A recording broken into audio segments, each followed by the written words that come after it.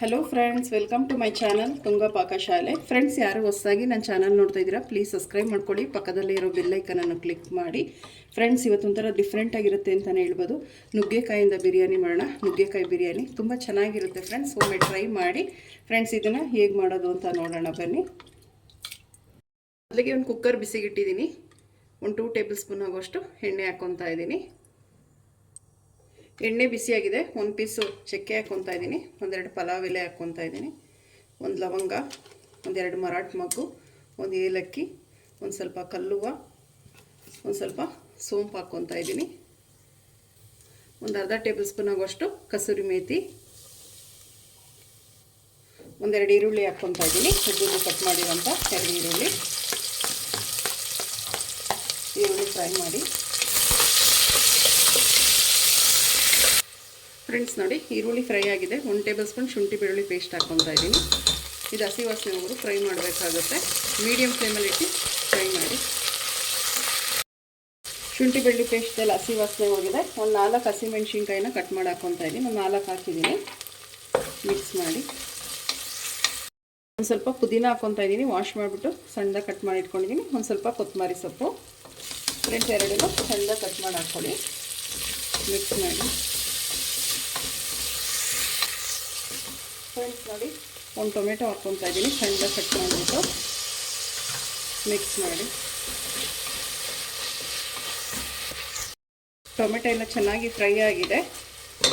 Friends ನೋಡಿ, chicken masala ಇದು ಅರ್ಧ ಟೇಬಲ್ ಸ್ಪೂನ್ ತೊಗೊಂಡಿದ್ದೀನಿ. 1/4 ಟೀ ಸ್ಪೂನಷ್ಟು ಗರಂ ಮಸಾಲ, 1 ಟೇಬಲ್ ಸ್ಪೂನಷ್ಟು ಧನಿಯಾ ಪುಡಿ, ಒಂದು 1/4 ಟೀ ಸ್ಪೂನಷ್ಟು ಅಚ್ಕಾರದ ಪುಡಿ ತೊಗೊಂಡಿದ್ದೀನಿ. ಯಾಕೆಂದರೆ ನಾವು ಹಸಿಮೆಣ್ಸಿನ್ಕಾಯಿ ಸೇರಿಸಿರ್ತೀವಿ, ನೋಡಿಬಿಟ್ಟು ನಾವು ಖಾರದ ಪುಡಿ ಹಾಕಬೇಕಾಗತ್ತೆ. ಮಿಕ್ಸ್ ಮಾಡಿ.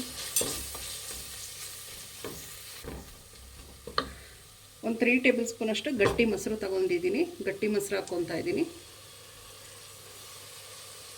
ಮಿಕ್ಸ್ ಮಾಡಿ.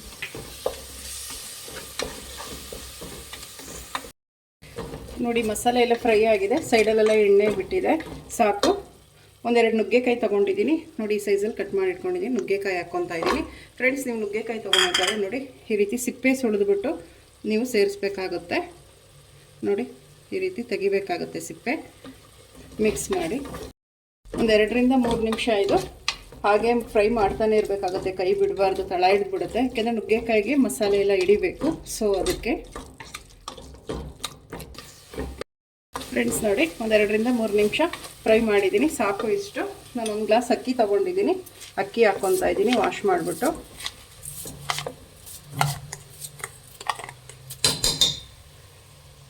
ನಾನು 1 ಗ್ಲಾಸ್ ಅಕ್ಕಿ ತೊಗೊಂಡಿದ್ದೀನಿ ಫ್ರೆಂಡ್ಸ್. 2 ಗ್ಲಾಸ್ ನೀರು ಹಾಕ್ಕೊತಾ ಇದ್ದೀನಿ.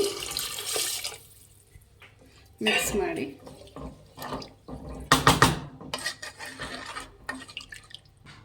ಫ್ರೆಂಡ್ಸ್ ನೋಡಿ, ರುಚಿಗೆ ತಕ್ಕಷ್ಟು ಉಪ್ಪು ಹಾಕ್ತಾ ಇದ್ದೀನಿ. ಫ್ರೆಂಡ್ಸ್, ಮಿಕ್ಸ್ ಮಾಡಿ. ಒಂದು ಕುದಿ ಬರಲಿ, ಲಿಡ್ ಕ್ಲೋಸ್ ಮಾಡೋಣ. ಫ್ರೆಂಡ್ಸ್ ನೋಡಿ, ಕುದಿ ಬರ್ತಾ ಇದೆ. ಒಮ್ಮೆ ಮಿಕ್ಸ್ ಮಾಡಿ. ಈಗ ಲಿಡ್ ಕ್ಲೋಸ್ ಮಾಡೋಣ. ಲಿಡ್ ಕ್ಲೋಸ್ ಮಾಡಿ 1 ವಿಜಿಲ್ ಕೂಗಿಸಿ ಸಾಕು. ಫ್ರೆಂಡ್ಸ್ ನೋಡಿ, ಕುಕ್ಕರ್ ಕೂಗಿ ಯಾರಿ ತಣ್ಣಗಾಗಿದೆ. ಲಿಡ್ ಓಪನ್ ಮಾಡೋಣ.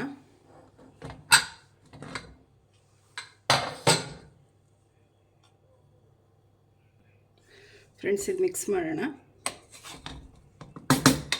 ಫ್ರೆಂಡ್ಸ್, ಮೆತ್ತಗೆ ಮಾಡಿ, ಇಲ್ಲಾಂದರೆ ನುಗ್ಗೆಕಾಯಿ ಎಲ್ಲ ನೋಡಿ ಈ ರೀತಿ ಒಡೆದೋಗ್ಬಿಡುತ್ತೆ. ಫ್ರೆಂಡ್ಸ್ ನೋಡಿ, ನುಗ್ಗೆಕಾಯಿ ಬಿರಿಯಾನಿ ರೆಡಿ ಆಗಿದೆ. ಈಗ ಡಿಶ್ ಔಟ್ ಮಾಡ್ಕೊಳ್ಳೋಣ. ಫ್ರೆಂಡ್ಸ್ ನೋಡಿ, ನುಗ್ಗೆಕಾಯಿ ಬಿರಿಯಾನಿ ರೆಡಿ ಆಗಿದೆ.